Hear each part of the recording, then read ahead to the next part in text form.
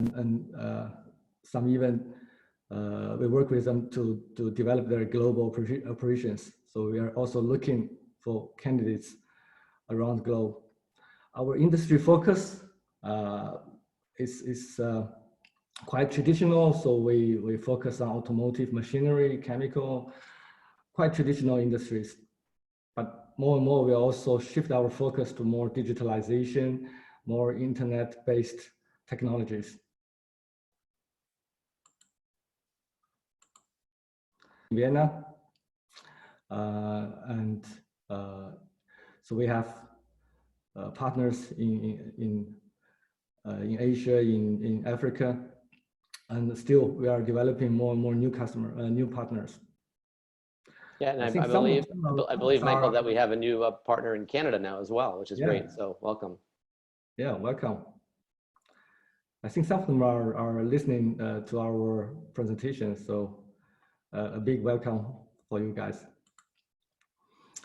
I want to share a little bit about timeline from our experience under the pandemic, because I think this is something also you guys are experiencing, especially in US, in Europe, would be a similar curve, in my opinion. So if you can compare our experience, our timeline to your timeline, then you will probably get some estimation on when it's going to be over and how you should be prepared. So when I do the timeline, actually, I just went back to my previous emails. It's kind of, for me, like a diary to remember how things were developed.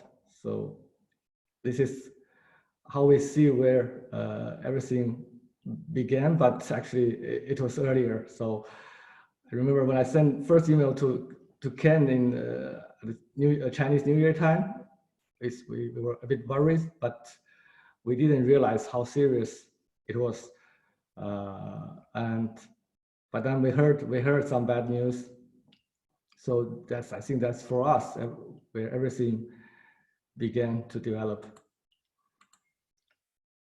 And then actually after like a few days after Chinese New Year, then the cities were in lockdown, and we were also in self-quarantine for a couple of weeks.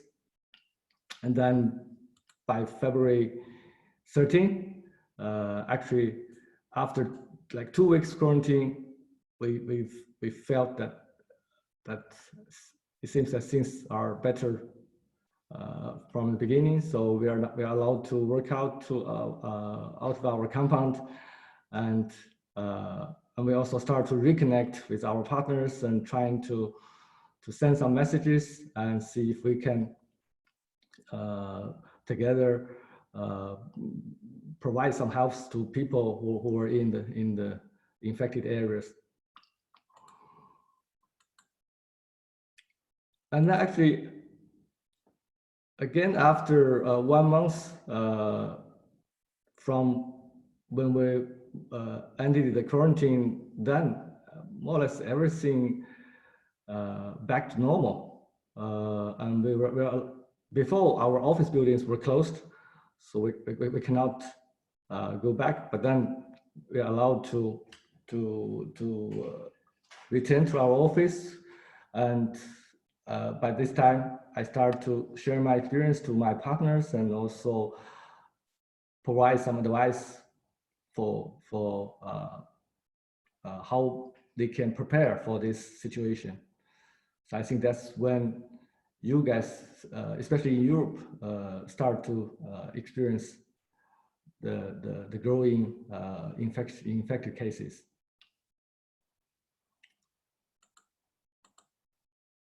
And actually, by the beginning of April, I see everything seems to be in China seems to be already under control. So, so this is the new normality we are facing. I'm going to also show you some pictures to give you some idea about what's our situation when it's under pandemic, and and what's our situation after that. Michael, can I ask a quick question about the timeline that you just shared? Sure. So is that indicative of the two cities that you are in both Shanghai and Hangzhou as well, as far as that timeline, where things different around you in other cities where you may have had clients, or you may have had family or friends also? Yeah, I think basically the worst area is Hubei province, and where that's the center of the outbreak. Mm-hmm. After the lockdown for that area, more or less all the other cities are becoming okay, I would say. And in Hangzhou and Shanghai, we have some cases, but then I think when the government took some measures, and then people started to realize it's serious and stay home, then I think things were getting better controlled, and then moving forward. So I think more or less the cities outside of that Hubei area are quite okay. And our families, our friends, customers are mostly located not in that area. But that area is also a very important area for like food supply and manufacturing. So that was also influenced heavily.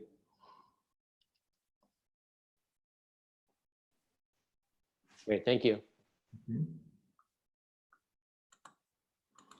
Okay, some pictures. So what we did to maintain the spirit to keep everyone motivated, at least when we are allowed to move around, we managed to deliver some food supplies, fresh vegetables to our team members who live in the same city, and with the rest of the team, because people live in many different places, we try to stay together and keep close communication with internet tools like Teams, like WeChat. Actually, we were very grateful that during this period we received many warm messages from our partners all over the world. So this is also help people to feel you're not alone and to stay strong.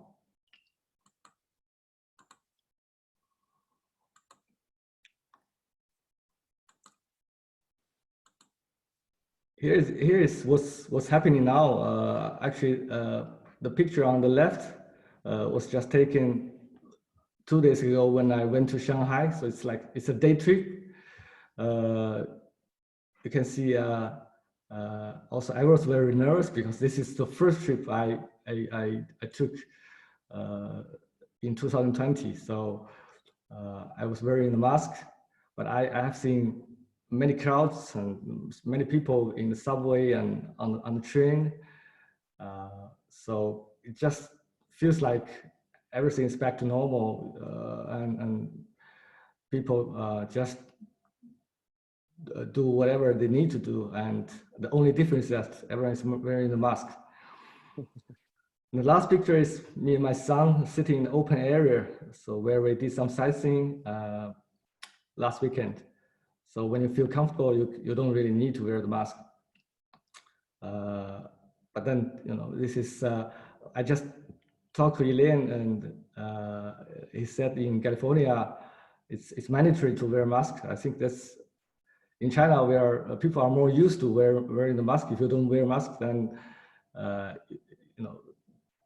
you might feel a bit strange, and then people might look at you and there's a pressure from people around you. Michael, I'm curious, the masks that we see you wearing there and other people, were you on your own? Were your kind of the citizens on their own to acquire and get the masks? Here there really isn't any centralized place to go or distribution place to go. You have to kind of just get it on your own. Some people have masks, some people have made their own masks, other people use just kind of bandanas or scarves. I'm curious about how that rolled out there. Yeah, I think basically you're on your own, especially at the beginning. There's a big shortage of masks. but then with more supply, then you can buy from internet or buy from local suppliers. And the government, they do provide some local supply, but it's very limited. So yeah, I understand that this is big challenge when when the people were put in quarantine, and then everything was blocked, and the logistics is a big issue. Yeah, certainly. Yeah. But more, I would say wearing the mask is more like you need to protect yourself, but also you show your you care about other people, because then this is like a mutual understanding. And so for me, it's more like I have to do this when I show up in the open in the public area, but normally I don't wear masks if I go sports and if I stay with the family. Okay. And the masks that are there, are they disposable? Do you have to wash them every few days, or do you just always use the same one day after day? Mostly are disposable. You can see I did wear a good one. It's probably N95 type. So because this is for the trip, and you're exposed to large crowd. So if you want to protect yourself, maybe you need a better one. But normally we just wear disposable ones and normal ones. And sometimes for me, I even wear the mask several times. So this is maybe not the right way to wear, but sometimes you just need some luck. Otherwise, it's difficult to prevent from so many people around you, and you never know where the infection comes. So it's quite challenging, but Yeah. this is reality. And I'm curious also, is there, one of the challenges we have in the US is that we have different information, advice, and recommendations coming from each state, and even different cities within each state. And then depending upon, which week it is, advice coming and recommendations coming from our federal government as well. How is it rolled out there? Is it by region, by province? Is it one voice, kind of nationally for the whole country, making recommendations? Yeah, there were some recommendations. So you just follow the news, and if somewhere suddenly pop up some new cases, then you have to be very careful. But then it's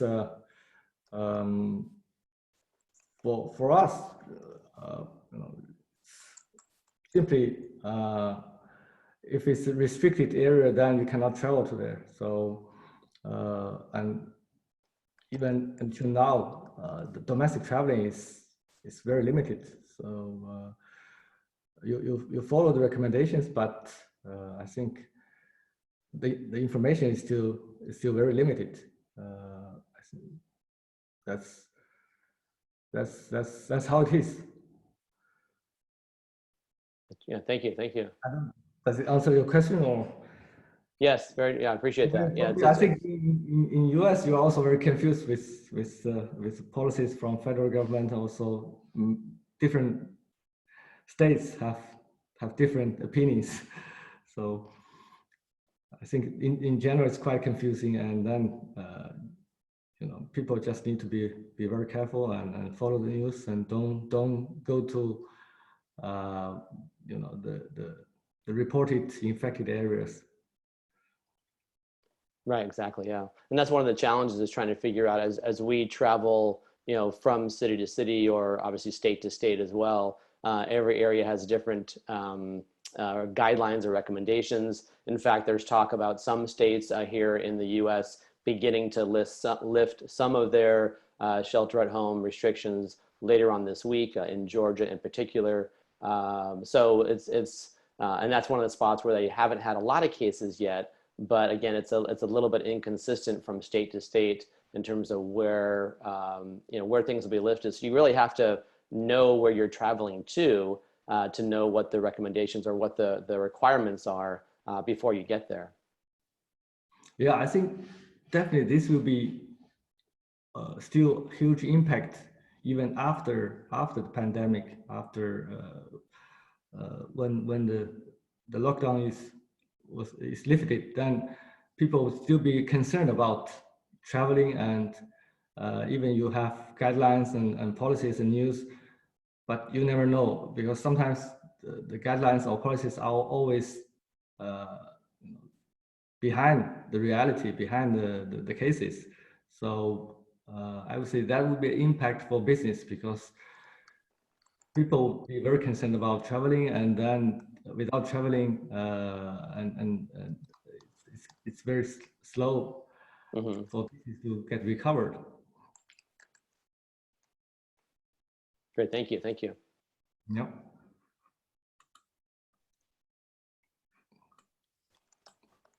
Okay, so when you see the crowds and traffic jams, actually, for me, I remember I was a bit excited at the beginning when I just saw the crowds and traffic jam right after quarantine. So probably you would feel the same. Okay, and just give you guys a bit about how we work and how we develop our internal management system under the virus situation and even after that. Here you can see now we use pretty much Teams as our big part of the management system, even beyond daily communication. So, and when you see the right column, so actually we have built up like learning system, and we have built up our internal policy guidelines, and even we start to develop our own video sharing vlog projects. So all these were developed since the virus situation until now. So this is a new way that you're communicating with your team and with clients as well that you weren't really using before the virus. Yeah, we only use it before. Actually, before we use Zoom quite much, but then there's there's a period that Zoom was blocked, so then we changed to Teams. But basically, we just use it as video interviews for client meetings, for partner calls, and then when we were under quarantine and people stay home, we realized this is a great tool to keep everyone like communicate closely, and also to manage our daily activities. So you can post your projects, you can follow the calendar, and so I think this is a great way to work remotely, because this is going to be also the new normal way of working.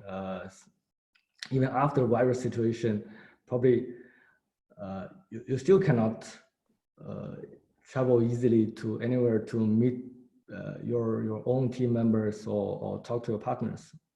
So this could be something you should be prepared.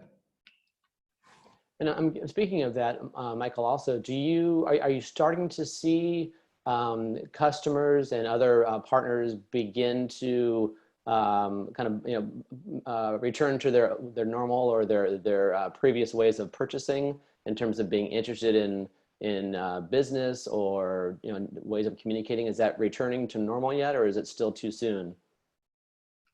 I think it's still too soon, because people still see the kind of uncertainty ahead of them, and due to the situation in Europe and US, and also China is part of this global economy, simply you cannot just run your business only based in China.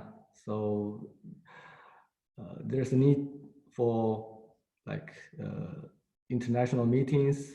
There's a need for global supply there's need for global customers. So and for if you don't have that, and there's actually quite not much you can work with. So I can see, just as we discussed earlier, many companies, especially the clients of ours, they are still positive, but then for the moment, it's like they have to stand still until since situation gets better in US, in Europe. And do you think from what you're seeing so far are, I know like here, for example, actually this week, Boeing just began to slowly bring some of their employees back to a big plant up in Seattle. And so again, it's really kind of, it's not a broad just kind of decision across all manufacturing to open everything up. It's really case by case by case. Did you see a similar situation out there where some factories came back before others? And then what is the status now? Yeah, definitely. If you think back the timeline I just showed you, so already I think by the end of March, we are almost back to normal. Also the same for many companies in the manufacturing or technology areas. But then I think there's still a lack of I think like global supply or global logistics system.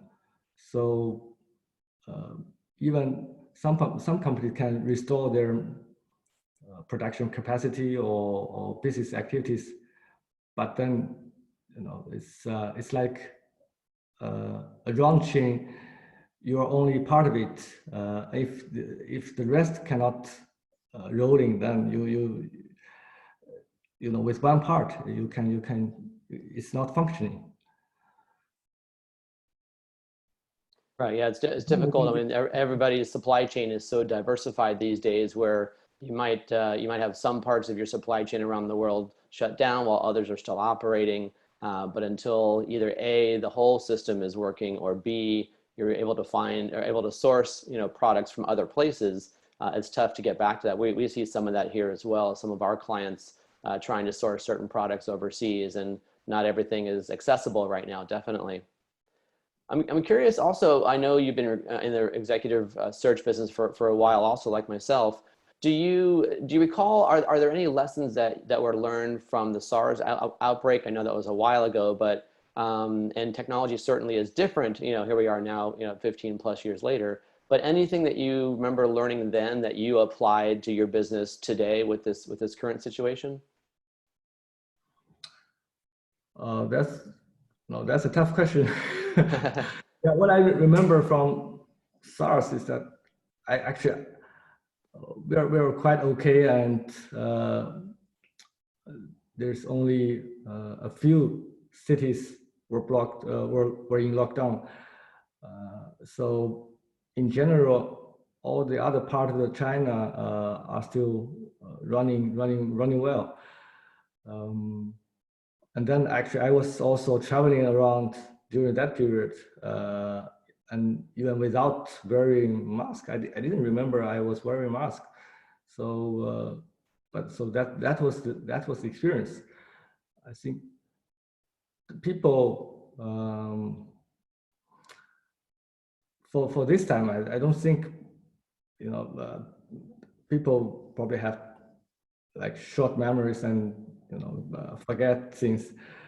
I was probably many people already forget what was happening under SARS.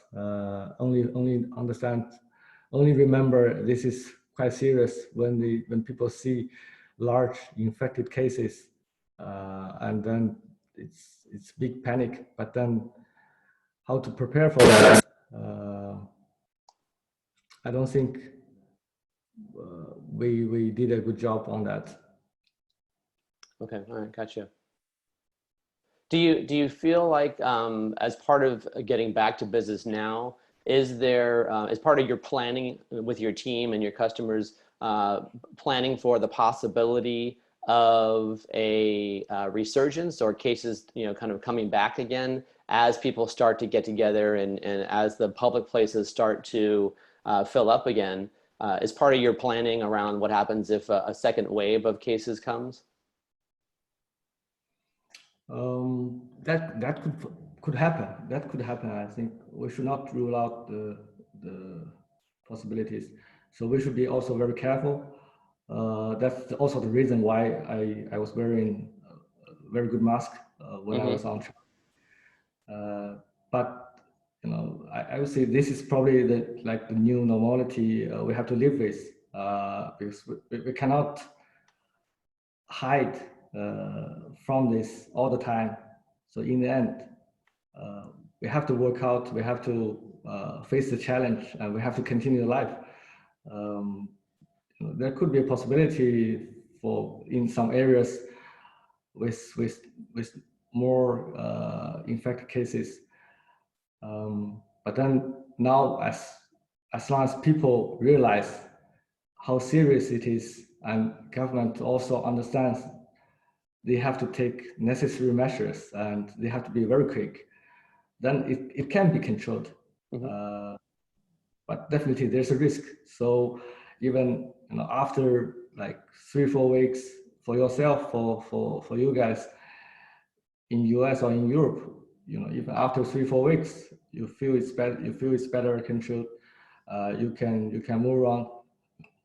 Definitely still there's a risk. So this is what I call new normality. When we're going to face both on the business side and also on the personal life side.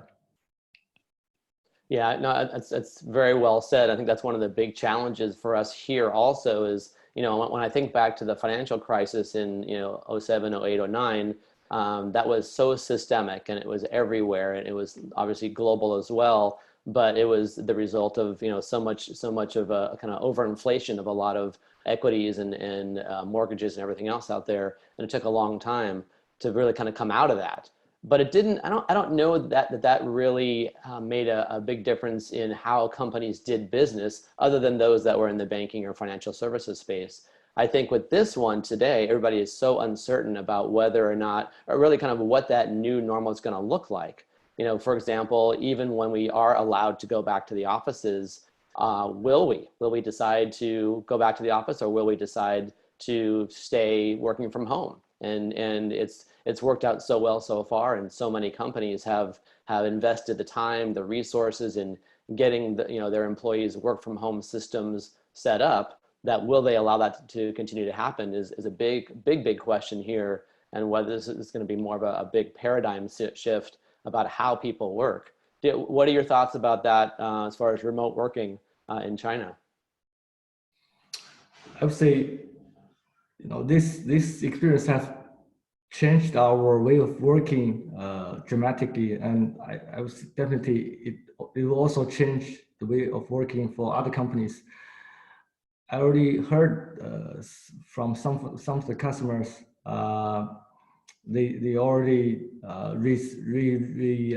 consider their IT system. They start to consolidate their IT tools and also try to implement new policies regarding internet meeting and remote working guidelines.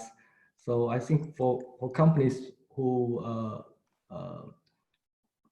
want to improve their management system and also be ready for the long impact from the coronavirus situation, there are some things, they got to be prepared. And there are now we have technology, we have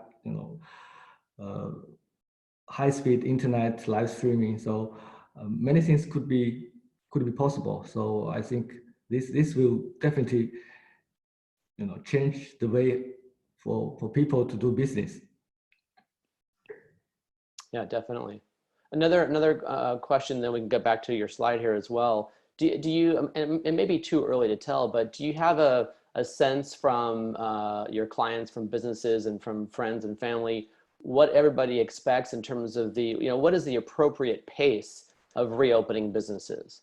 Should it be more gradual? Do you think it's more kind of a, flip a switch and everybody goes back to work? Do you have a sense for what that pace should look like? You mean for employees to come back to office, or? Right, exactly. Yeah, and the pace of kind of reopening activity in general.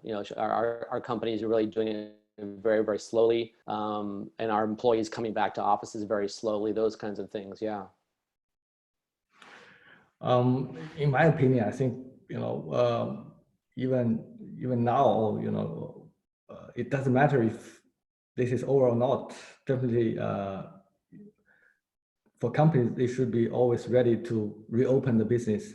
And either you can use the digital tools to do it remotely and to work with your team members, to work with your customers, or you can, if situation allows, that you can also return to office and physically work together, and also trying to set up meetings with customers. In my opinion, it's not like but mentally you got to be very prepared. You got to be very proactive. I think it doesn't matter what's the situation. Definitely you should be always be ready to reopen the business.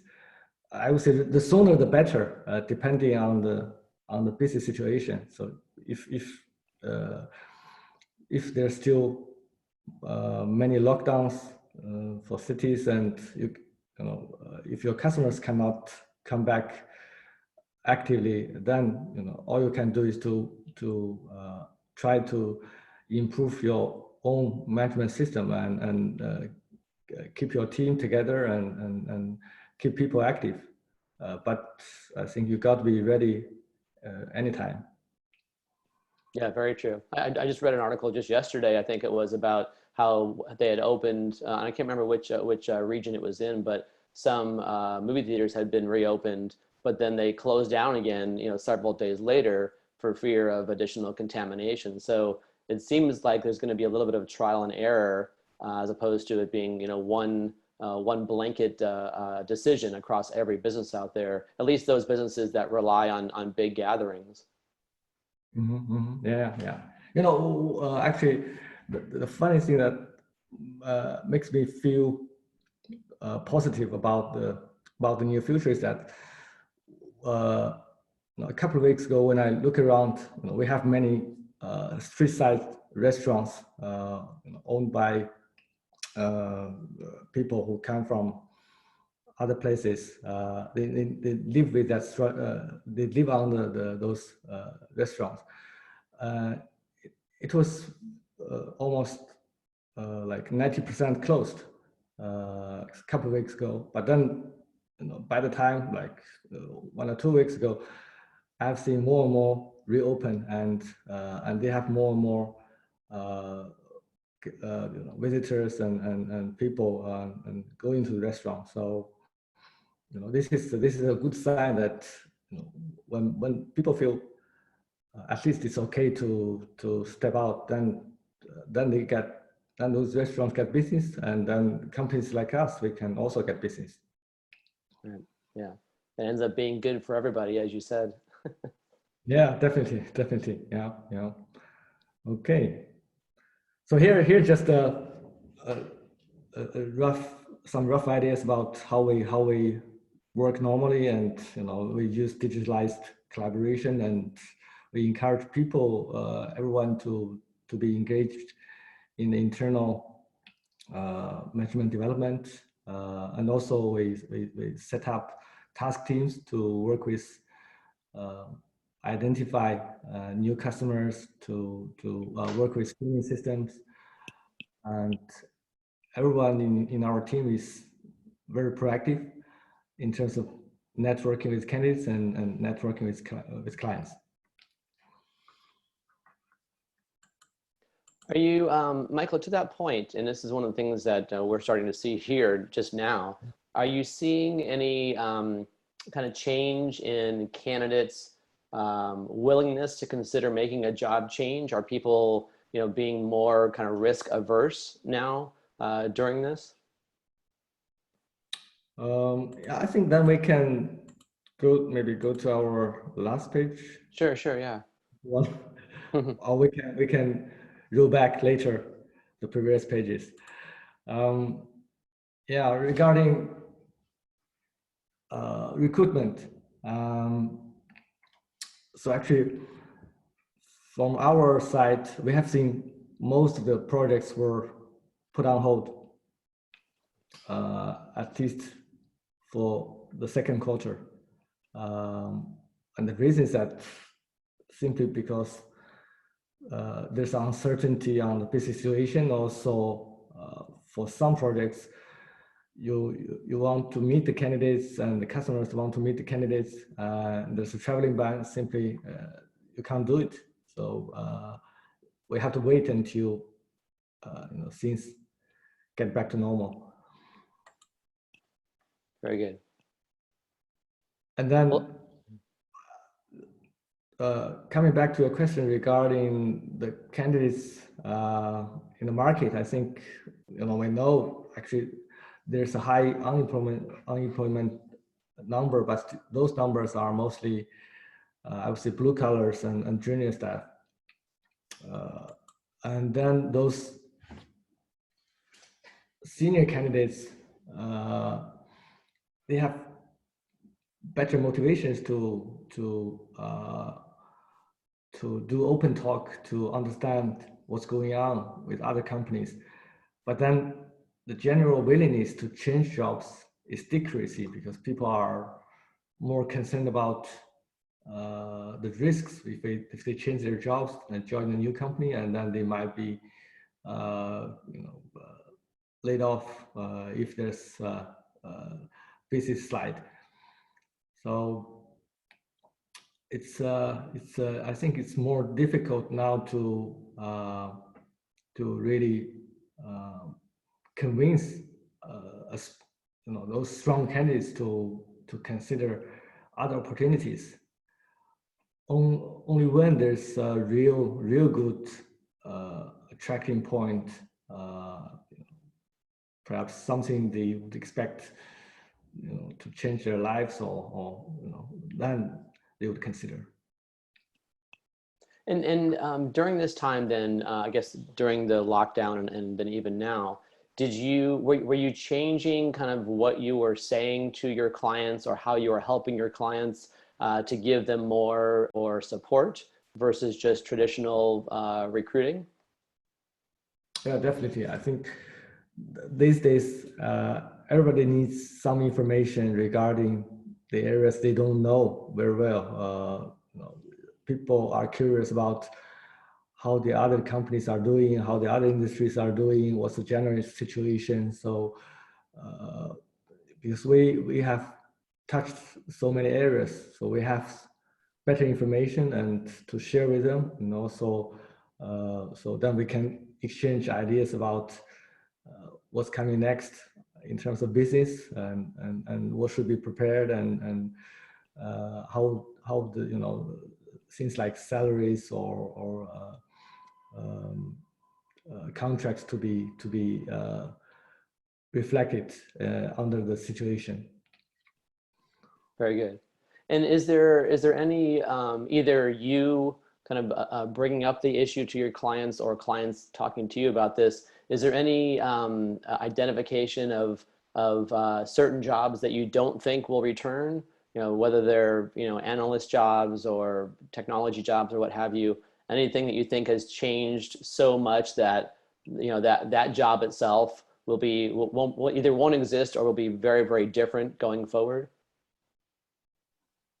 I don't see anything particular, but we have came to some kind of conclusion that still the technical staff, R&D staff, they are still in a good market, and so every company is still trying to keep their core competence, technical competence. So those people are very safe, and for like salespeople or engineers, I think it's very much depending on the business situation. So if the business is running not very well, then there might be a possibility that the companies want to cut off some salespeople simply because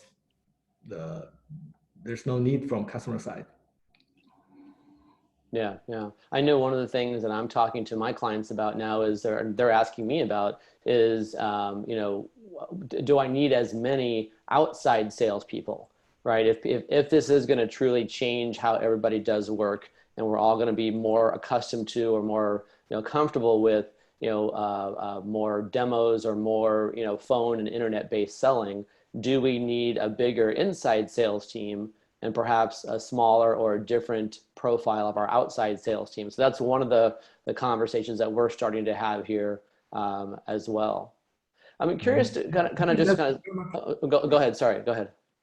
Yeah, I think that's very much based on what the business has been developing since previously.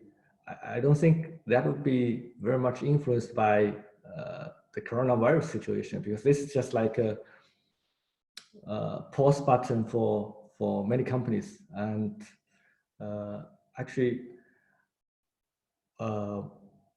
from our existing clients, I haven't seen many layoff on the white collars just because the business is difficult.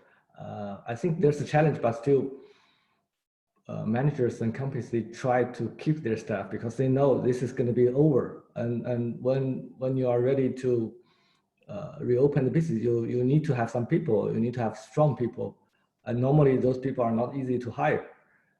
So they really try to stick together, I think. And the people who lost their jobs are probably already in those businesses that has been downsizing or in a decline curve. Yeah, interesting. And that's one of the challenges that we're having here is that companies are not really sure what they should be expecting. So, you know, should they keep their staff levels where they were before the lockdown, before the virus, or not? I've been talking to a lot of my clients, and our clients are kind of mid-market and small market companies. And I've talked to, you know, close to, you know, 3 dozen or so over the last, you know, 10 days. And I've been asking them, you know, are they having to cut staff or furlough people or cut salaries? And it's interesting that, you know, it's only about 30%, just over 30% of the folks I've spoken to have actually cut staff or furloughed people. Another 22% of people of companies have had to cut back on salaries. The worst example that I had was I talked to a client that's in the medical device space, and they decided as an organization, rather than laying people off, that they would keep everybody, but they would ask them to take a temporary 60-day cut in their salary by 50%. So cutting their salaries in half for only 2 months, but still that's pretty significant. So, you know, every company I talk to is handling it a little bit differently, and there's no consistency among certain industries or certain sizes. It really is very much case by case. Yeah. That's very similar in China, I would say. Yeah. To switch gears a little bit, I'm curious, do you feel like going through this has brought your team and even you and your clients closer together? Because everybody had to work from home, everybody was kind of experiencing this at the same time, of course. Has it affected in a positive way or negative way the relationships, the culture that you have with your clients and your team? Yeah, I would say it's not because of the virus. I would say I think it's more because that how you react to the situation. So if you still remember the previous slide that we have built different systems, and also we set up task teams within our organization so that we really try to engage everyone to be part of some projects, and people feel motivated to contribute their value in a tough situation. I think that's, and then they can also feel that they are respected by the management, also by each other. I think then this feeling and the atmosphere can really motivate people and keep the team together. So I would say the companies who are really take care of their people, and also if you have a strong business leader to really share the vision, also being transparent with the team members, then normally there will be better trust and better respect, and that can help to stimulate the team atmosphere.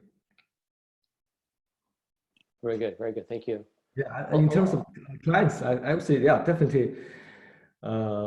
We communicate with many customers, as you said, that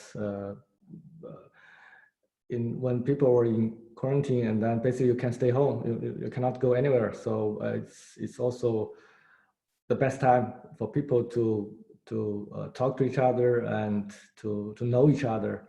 And so this is the, also, if you look at it in a positive way, this is the period where you can really know people and know your customers, really show you care about them. And then, when this is over, then, you are the ones they like to work with. Very good, very good. Thank you. I'll let you go back to the couple of slides that we had to skip over. Also, I know there was some good information there that I interrupted. Yeah, right, no problem. So the rest of the points from my side in terms of hiring is that I haven't seen maybe just for, as you said, case by case, that there's no massive layoff on white collars, because people really try to, the companies really try to keep their best people and those high performers, and it's even more difficult to hire or convince those core technical people to change their jobs, because they are even more careful under this stage, and more concerned about the risks of changing jobs.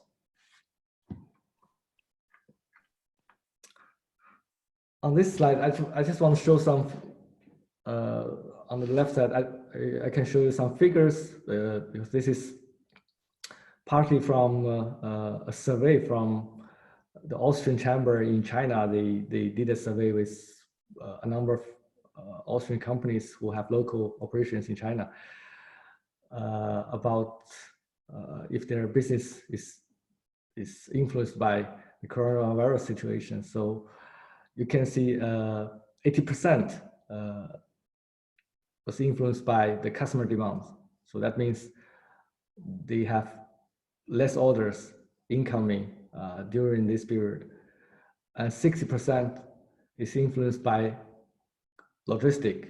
So I think the main reason is the lockdown of the city and the international traveling ban.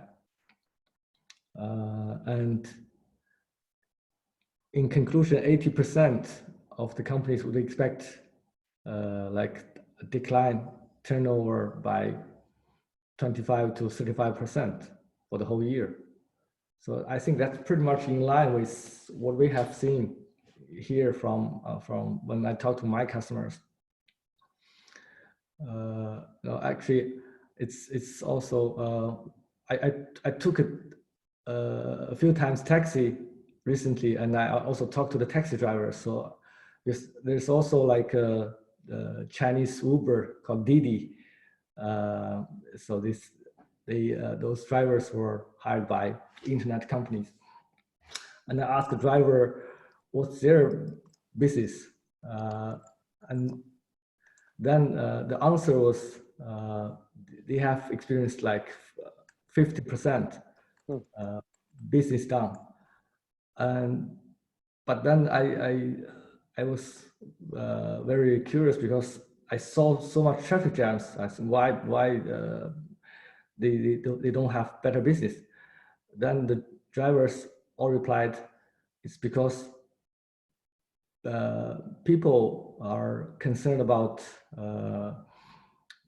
going to hotels, go for traveling, and they are concerned about going to like normal entertainment areas, bars, karaoke. So then for those taxi drivers, that's the main source of their business. So there you can see that everything's linked, and there's a heavy influence on like entertainment and hotels, and then that will be transferred to the taxi drivers. And to that point, have you seen any examples of hotels or taxi drivers or anybody else lowering their fees, what they're charging, and then how will that affect you in the executive search business? Do you think you're going to have to change your fees at all as we come out of this? Yeah, that could be, I think, part of the strategies to change the fee structure. But to be honest, I don't think that would be the main strategy from us, because we still stick to our quality level, and our customers understand that we provide very good services. So, and if you cut down the price, then definitely there would be a lower profit, and it's not sustainable. Simply, perhaps you reduce the projects, but then still maintain the level of the pricing, and that would be more makes sense.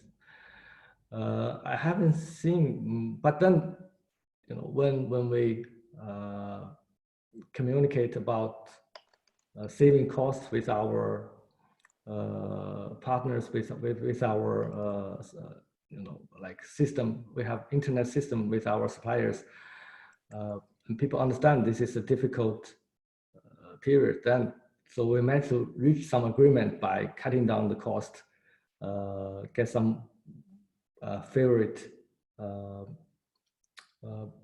like pricing during this period. But then we all make sure that when this is over, then it should be back to normal level.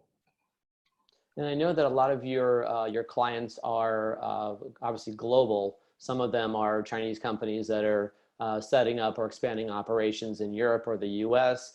Then the opposite is also true, those going into China. Have you seen any pricing pressure from any of those global operators out there? I know we haven't changed our fee structure around here, at least for my firm. The other, I talked to another 6 to 8 other owners of other executive recruiting companies every week, and they haven't changed their pricing around yet either. But I'm curious if you've seen any change among your referral partners or global clients out there. No, actually, I haven't seen. I haven't seen this kind of changes, to really lower down the pricing level in order to get more business, because the main reason for the business situation is that there's a virus spread and there's a lockdown, and this cannot be changed by lower down your prices, right? So all you need to do is to wait for a while and be prepared, and then when everything slowly back to normal level, and when there's more business activities, then your business would be also better and better. Thank you. Yeah. I think I want to. I saw there's a question regarding, if Chinese tech companies still looking for people internationally, and I think this would be like linked to the column in blue that I would see there's a long-term impact on the business side that for Chinese companies probably I would foresee there would be probably even an acceleration of being globalized, because now everyone has seen there's a risk, and you don't want to put all the eggs in one basket. So then probably they want to diversify their market segment, and then set up more operations around the globe in order to avoid this kind of risk. So I would foresee there would be more Chinese companies going globally. Yeah, I agree. I think what we're seeing here, the beginning of that too. Yeah. Yeah, I'm sorry. Go ahead, Michael. Sorry. Yeah, and then I heard everyone is talking about global companies would diversify their supply chain and moving out of China. But then actually a couple of days ago, I talked to a few customers and asked about their opinions. They are all global companies, and they actually almost there's no intention to move out, because simply here this is a big market, and nobody could ignore this market. So it seems that they still have strong willingness, and they have big plan to stay. But then probably for some industries, then if they see there's a risk of the supply shortage, then they would probably set up more operations in different parts of the world. But in general, I think people still see China as a big market.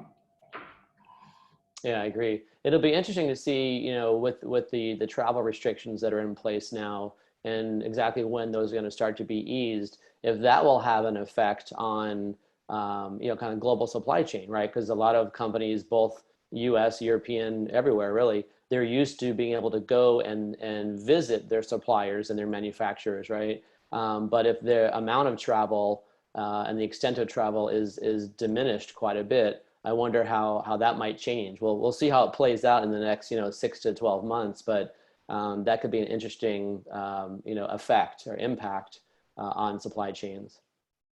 Mm-hmm. Yeah, I think there might be a possibility that many companies want to even do more localization of their overseas teams, because if people are concerned about international traveling, and then you still need to do business with other countries, then you have to hire local people in other countries who are reliable and also professional.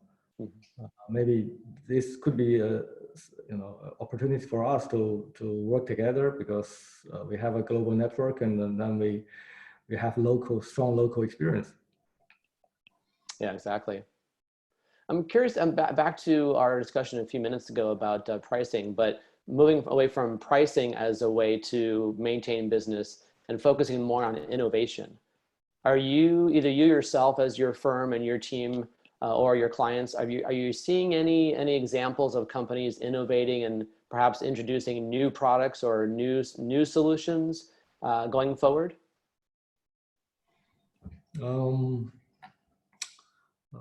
I would say yes. As for international companies, I think this is quite naturally. They have been developing new applications and new solutions, and I've seen a good sign of Chinese companies. They have become more innovative, and before that, most of the Chinese companies, they want to be considered as a strong production base with high efficiency and large facility, be able to do the OEM business. But now I have seen they have been shifting their focus to more and more like ODM or joint design solutions because in the end they realize that they cannot just rely on low prices. Coming back to our pricing discussions, that they also realize that they need to improve their technologies and coming up with new solutions in order to win the customers for long term. Yeah, exactly.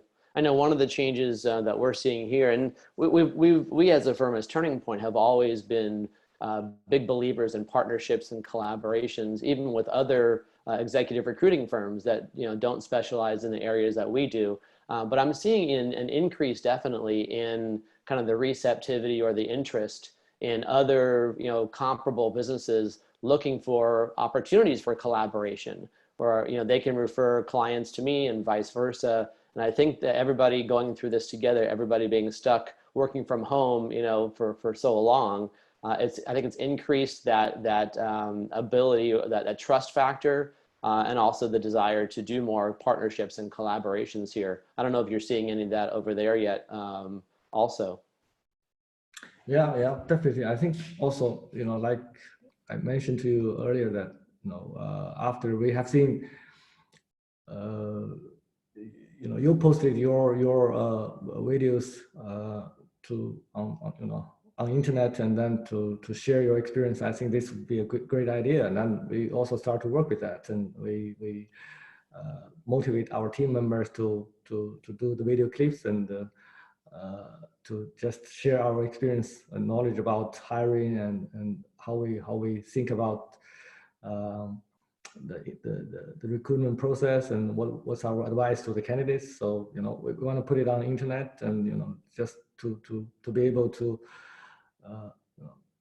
help people and share experience. But meanwhile, this can be something new, maybe even for our industry, to become some kind of knowledge sharing services.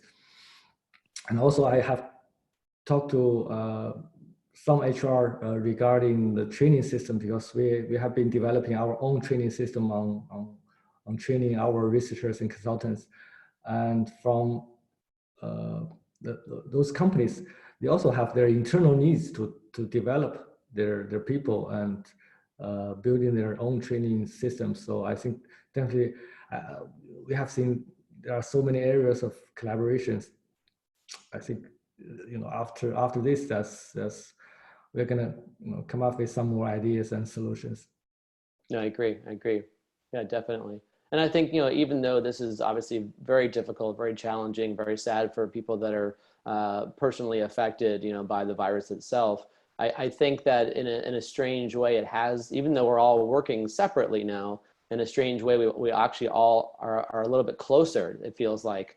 Whether it's neighborhoods or businesses or supporting local businesses, I really see a big increase in that desire to help one another out and to work together and collaborate with each other as well. So we're hoping that that's going to stay long term going forward, even after the recovery begins also. Yeah, definitely. I believe that's going to stay long term. I would say, when I look at the situation on your side, it would be very much similar to what we have experienced like a couple of months ago. And with that period, then we work together with our team members. We communicate closely with our partners. We got many good ideas, and we did quite much networking with our clients. So I think this is all great or helpful to prepare for the reopen business after that. And my advice for companies in Europe, in US, would be you should not expect things come back to normal, just like opening the door and then you work out and then nothing happened. It's a long impact, and things will slowly get back to normal. And the new normality would be people still have concerns about traveling, and you have to really get used to remote working and how to keep your people motivated when the business is still low. But for sure it will be picking up, but definitely there will be a period like between 2 to 3 months.